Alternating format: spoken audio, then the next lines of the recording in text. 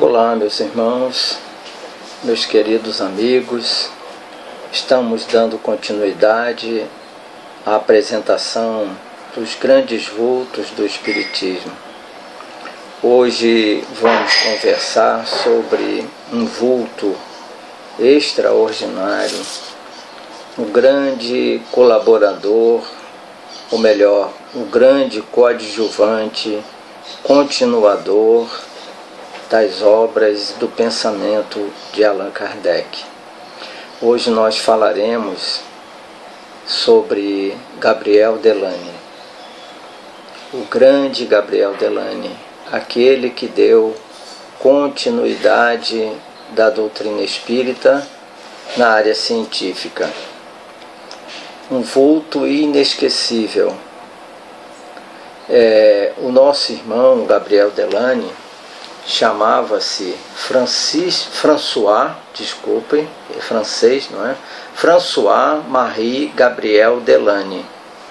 Ele nasceu na cidade de Paris no dia 23 de março de 1857. Há quase um mês que antecedia a publicação de O Livro dos Espíritos. Seus pais foram o Alexandre Delany, não é? E a mãe Marie Alexandrine Didelot, ambos espíritas convictos. Inclusive o seu pai, Alexandre Delany, participava assiduamente do convívio de Allan Kardec na mais íntima convivência. Eram amigos pessoais. Constantemente Allan Kardec visitava o lar de Alexandre Delany. Gabriel Delany, ele iniciou seus estudos no colégio Cluny, depois no colégio Grey, e aos 19 anos ele ingressou na Escola Central de Artes e Manufatura. Mas infelizmente, pela difícil condição financeira de seus pais, ele foi obrigado a se retirar desse curso. Eles não tinham recursos para dar continuidade ao pagamento para que seu filho pudesse dar continuidade a esse estudo. Então, por aí, a gente pode observar que esses missionários, como o Delany, eles não foram privilegiados pela espiritualidade. Nós vamos ver isso mais tarde também, quando falarmos de Leon Denis, da imensa dificuldade que Leon Denis teve para realizar sua obra de grande espírita que foi. Pois bem, apesar de todas essas dificuldades, na parte financeira, eles contavam, lógico, com o apoio e a proteção da espiritualidade. Certa feita, Delany recebeu uma mensagem da espiritualidade que o teor da mensagem dizia assim: nada temas, tem confiança, jamais serás rico do ponto de vista material. Coisa alguma, porém, te faltará na vida. E assim se deu. Ele começou a trabalhar na companhia de ar comprimido e de eletricidade Pop, onde esteve até 1892. A vida de Delany foi muito atribulada. Ele enfrentou muitas dificuldades, né? Ele não gozava de uma saúde plena desde a infância. Ainda criança, ele teve um abscesso no olho esquerdo que, ao longo da vida, levou mais tarde à cegueira. Em 1906, ele contraiu paralisia dos membros inferiores, que o obrigou a andar com 2 bengalas, mas nada disso o desestimulou da sua missão. Então, por aí nós podemos perceber, mais uma vez, que até na questão da saúde, esses missionários, eles passaram por provas muito difíceis e provavelmente para nos mostrar que não há privilégios no mundo espiritual para aqueles que já se dedicam ao bem-estar da humanidade, né? Ele era um exímio conferencista, tanto ele como Leon Denis eram exímios conferencistas.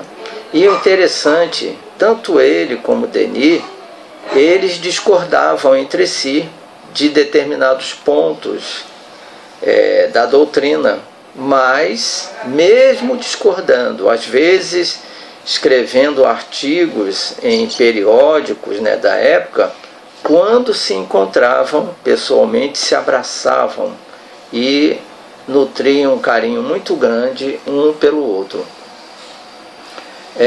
Ele sempre deu continuidade à divulgação da doutrina. Em 1918, já não conseguia mais andar, sendo necessário o uso de cadeira de rodas. Não obstante esse sofrimento físico, continuou produzindo incessantemente. Defensor ferrenho do caráter científico da doutrina espírita, e Denis já defendia o caráter filosófico, né? Foram coadjuvantes de Allan Kardec. Mais tarde, no livro Brasil, Coração do Mundo, Pátria do Evangelho, o espírito Humberto de Campos vai dizer isso que nós acabamos de falar, que Delane deu continuidade ao aspecto científico, Denis o aspecto filosófico, e na área evangélica a espiritualidade enviou Jean-Baptiste Rustem para dar continuidade à revelação dos 4 evangelhos, não é? Mas essa comunicação de Humberto de Campos gerou muita celeuma, porque muitos espíritas, apesar de recebermos como exemplo a figura do codificador, que tinha como lema trabalho, solidariedade e tolerância, muitos espíritos não toleram nem ouvir falar no nome de Rustem, não é? É sabido que nas obras não foram ditadas particularmente por Rustem. Ele foi o compilador dos 4 evangelhos, recebido pela médium Madame Collinon, que era amicíssima do codificador. Tanto ela como Rustem eram amicíssimos de Allan Kardec. Mas os espíritas, entre aspas, eles ficaram muito ofendidos, porque no primeiro livro, que são 4, essa obra recebida pela Madame Collinon, no primeiro volume, os espíritos, dizem que o corpo de Jesus não era como o nosso, era um corpo fluídico. Ponto. Bastou isso para que se levantasse um muro contra Rustem, não é? Mas é assim mesmo. Se nós mergulharmos no estudo desses 4 volumes, nós vamos aprender muitíssimo. Se passarmos por cima desse detalhe, se não levarmos em conta e respeitando como Kardec respeitava pela tolerância todas as publicações, mas os seguidores nem sempre seguem o seu guia, o seu modelo, né? Pois bem, defensor do caráter científico, como já falamos, ele estabeleceu vários compromissos, várias obras que vamos citar daqui a pouco. Ele foi presidente da União Espírita Francesa e da Sociedade dos Fenômenos Psíquicos, fundador também da Revista Científica e Moral de Espiritismo. As obras que ele publicou, algumas das obras principais foram O Espiritismo perante a Ciência, em 1885, O Fenômeno Espírita, 1896, A Evolução Anímica, 1897, para aqueles que são desejosos de ter mais conhecimento acerca da evolução humana, não é? Em que Leon Denis, nas suas obras, né, ele deixa patente que nós passamos pelos reinos inferiores, e muita gente discorda disso, não aceita. Então essa obra de Delany, A Evolução Anímica, ele faz um levantamento das nossas origens pregressas, não é? Muito interessante, todos esses livros, né? Mas esse me chamou mais atenção. A Alma é Imortal, em 1899. As aparições materializadas dos vivos e dos mortos, 1911. Esse livro eu ainda não li, mas estou desejoso de lê-lo. A Reencarnação, excelente obra que ele trouxe a lume em 1925. Nos primeiros meses do ano de 1905, pondo em prática a solidariedade espírita, Delany adotou uma garotinha de 7 meses chamada Suzanne Rabotin, ou Rabotin, que é em francês, que viveu sempre perto dele. Foi a sua grande companheira no final da sua existência, sua benfeitora, essa menina que ele adotou com 7 meses de idade.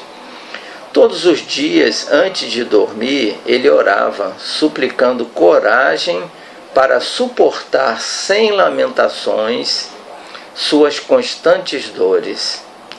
Estendia ainda suas súplicas aos protetores invisíveis para uma longa lista de parentes e amigos desencarnados. Outro fato curioso, muito interessante, que esses grandes vultos, eles destinavam momentos, de preces diariamente, tanto para eles, para os parentes, para os amigos e para pessoas distantes. Pois bem, Delany desencarnou no dia 15 de fevereiro de 1926, exatamente o mesmo ano em que Leon Denis também desencarnou, aos 69 anos de idade. Os funerais se realizaram 3 dias depois. Seu corpo físico foi incinerado, as cinzas colocadas numa urna e depositadas num jazigo bem próximo ao túmulo em que Allan Kardec e Amélie Boudet estão ali, os seus restos mortais, no cemitério de Père-Lachaise, em Paris. As pessoas que já tiveram a bênção de realizar essa viagem até Paris, realizar esse sonho de conhecer a Cidade Luz, como era chamada no século XIX e meados do século XX, e que conseguiram visitar esse cemitério, ficaram encantadas, porque ele é imenso. E para os franceses, ele é tão agradável que para os franceses é até um local de piquenique. É local onde as professoras levam os alunos, as crianças, para brincarem. Então por aí a gente tem uma ideia que seja esse cemitério Père-Lachaise, onde estão sepultados os restos mortais das pessoas mais ilustres da França. Ali estão nesse cemitério. E ali está o túmulo do nosso codificador. E agora também sabemos que está também o túmulo aliás, as cinzas, de Gabriel Delany. Todo homem de bem não sabe que o é. Delany também era assim. Quando questionado sobre suas obras, respondia: nada tenho dilatado. Tudo que há é de Kardec. Apenas tenho feito constatações. Mostrei-as em meus livros e demonstrando-as na prática diária, nada acrescento. Isso é uma característica dos espíritos nobres. Eles nunca se ufanam, eles nunca dizem o que realmente eles percebem que são. Eles procuram se apagar, não é? Eu tive um amigo muito querido, ele ainda está encarnado no Rio Grande do Sul. A nossa convivência foi de alguns anos no Rio de Janeiro, Nelson Silva. E o Nelson contou que lá no Rio Grande do Sul eles conviveram com o Francisco Spinelli, que foi um daqueles membros da Caravana da Fraternidade que saiu do Rio de Janeiro em 1949, no final do ano, porque no dia 5 de outubro, se não me engano, de 1949, foi realizado o Pacto Áureo na Federação Espírita Brasileira. E um grupo, tendo como à frente Leopoldo Machado, Lins de Vasconcelos, o nosso Francisco Spinelli e outros, viajaram pelo Nordeste até o norte do Brasil, levando a essas pessoas, dando esclarecimentos sobre esse Pacto Áureo, já que naquela época as comunicações eram muito difíceis, não é? Levavam dias, às vezes meses, e eles fizeram esse esforço de viajar no hidroavião e passaram por Fortaleza, foram até o Centro Espírita Francisco de Assis, foram hoje o conhecido Hospital Nosso Lar, naquela época era dirigido pelo Coronel Leite. Eles estiveram aqui em Fortaleza, foram a Manaus, foram a Belém, foram em Sergipe, foram no Rio Grande do Norte, se não me engano. Então, o nosso Spinelli fez parte dessa chamada Caravana da Fraternidade. E o Nelson conta que eles só vieram a tomar consciência da grandeza espiritual de Francisco Spinelli quando ele desencarnou. Porque enquanto ele esteve convivendo com eles, ele nunca deixou transparecer o grande vulto do espiritismo que ele foi. Então assim também foi Delany, sempre se escusando, sempre dizendo que o que ele fazia era exatamente dar continuidade ao trabalho iniciado por Allan Kardec. Eu falei no início que a intimidade de Alexandre Delany, o pai de Gabriel Delany, e da sua mãe Alexandrina Delany, junto ao codificador, era muito grande. Conta-se, não é, que Gabriel Delany, criança, sentava nas pernas do codificador e ele brincava de cavalinho, né, erguendo e baixando os joelhos, e ali brincava com ele Gabriel Delany, que mais tarde viria dar complemento, né, ao início da codificação espírita.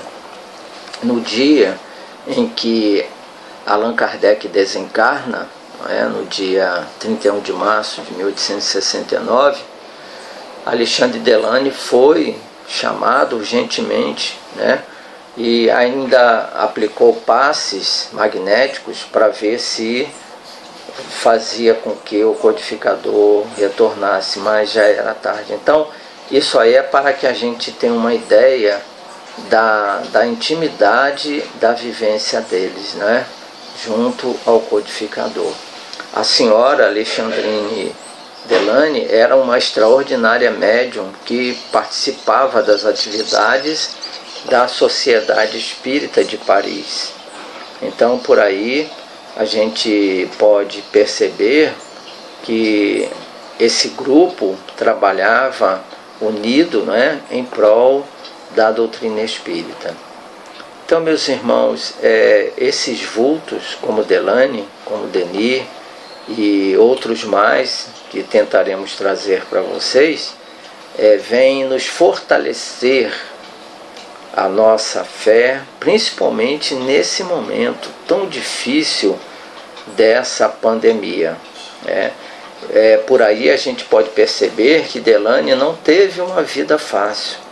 Desde criança, um abscesso no seu olho esquerdo o levou mais tarde à cegueira e ainda por cima a paralisia, a tal ponto dele ter que recorrer a uma cadeira de rodas. Mas isso não o impediu de trabalhar na divulgação da doutrina espírita.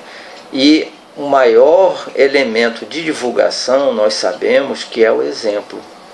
Então, se ele, apesar da cegueira, apesar da paralisia, se confinasse no seu lar e ali não quisesse mais servir a causa, levasse esses acontecimentos e se tornasse uma pessoa revoltada, poxa, eu faço tanto e é isso que me acontece, como muitos dizem, não é? Não, Delane não se curvou a esses desafios, prosseguiu, deixou-nos obras fantásticas de espiritismo, não é? De ciência espírita, porque vale a pena consultar essas obras, que nos trazem muita luz, apesar de estarmos no século XXI, quase 2 séculos após a publicação. Mas são obras atualíssimas. Recomendo àqueles que gostam de pesquisar que o façam. Então, meus queridos irmãos, eu quero agradecer mais uma vez por essa atenção dispensada e que esse trabalho é um trabalho de reconhecimento a esses grandes vultos, porque há um esquecimento muito grande, principalmente para os que conhecem o Espiritismo nos dias de hoje e que se deliciam com as obras de Chico Xavier, que são extraordinárias, que consultem também esses grandes vultos, porque certamente vamos acompanhar o início da nossa doutrina, o sacrifício, as lutas que eles empreenderam para que hoje nós tenhamos esse rico arsenal de conhecimentos. Que a paz de Jesus permaneça em nossos corações e até breve.